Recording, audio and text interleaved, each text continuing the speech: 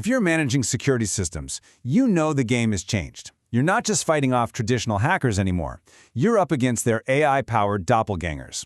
We're moving beyond stolen passwords. Now, it's about completely fabricated identities, cooked up by machine learning. So today, we're going to dig into how deepfakes are specifically designed to fool your remote identity verification systems and, more importantly, what you can actually do to fight back.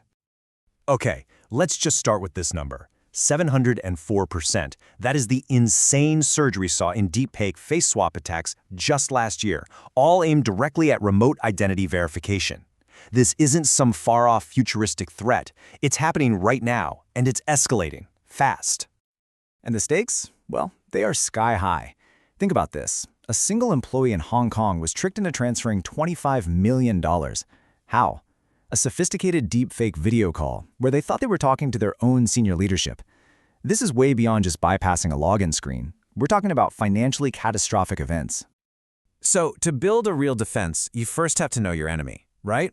Let's quickly break down what a deepfake actually is and what makes it so incredibly effective and so dangerous.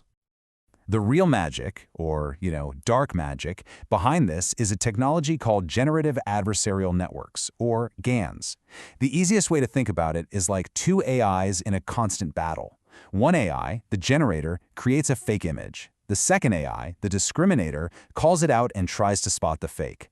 They do this over and over, thousands of times a second, getting smarter and smarter until the fake becomes so realistic that a person, or your standard security system, has no idea it's not real. And this isn't some niche problem. Look at these numbers. Over half of all businesses are being targeted. Your customers are worried too. 52% of them are concerned about this. And it's having a real-world financial impact, to the tune of $6.2 billion in new account fraud in the US alone. This is a huge systemic risk.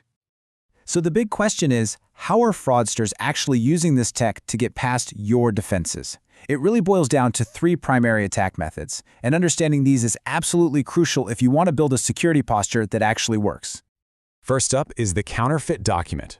Forget about bad Photoshop jobs. Criminals are now buying high-quality ID templates off the dark web, and then they're using generative AI to perfectly swap in a different photo.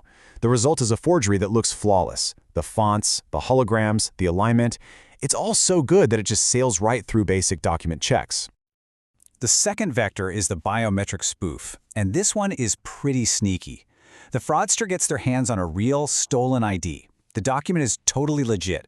But when your system prompts them for a live selfie to prove they're the person on the ID, they use a real-time deepfake filter. It literally morphs their face to match the photo on the ID, tricking your biometric system into giving them the all-clear. And finally, we have the most complex attack, the synthetic identity. This is where fraudsters create a phantom person.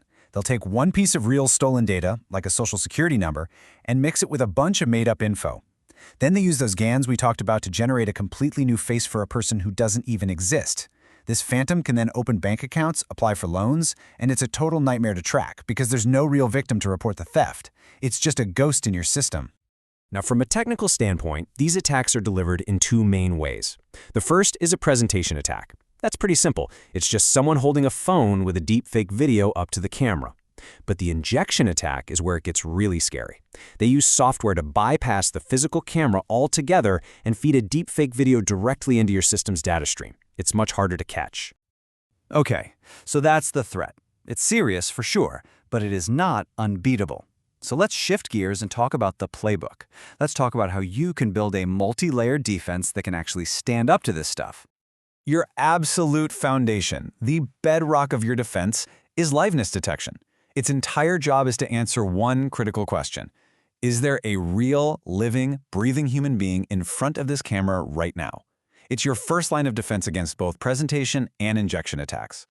Now, liveness tech comes in two flavors. You're probably familiar with active liveness. That's when a system asks you to turn your head to the left or smile for the camera.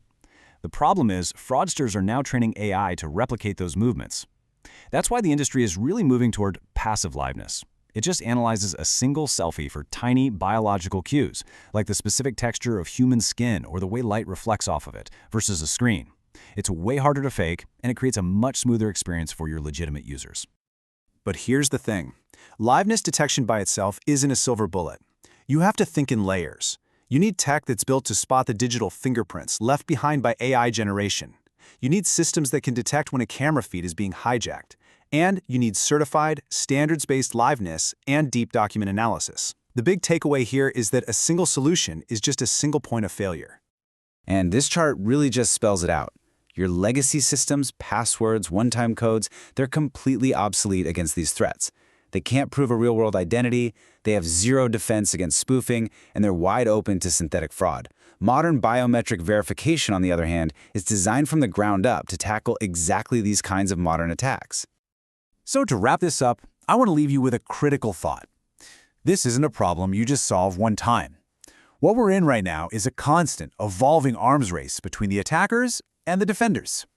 What that means is your whole mindset about security has to change. You can't just buy a piece of software, install it, and walk away. Your defense has to be a living, breathing service. As the bad guy's AI gets better, your defense has to learn and adapt right alongside it, in real time. It's all about continuous monitoring and constant updates.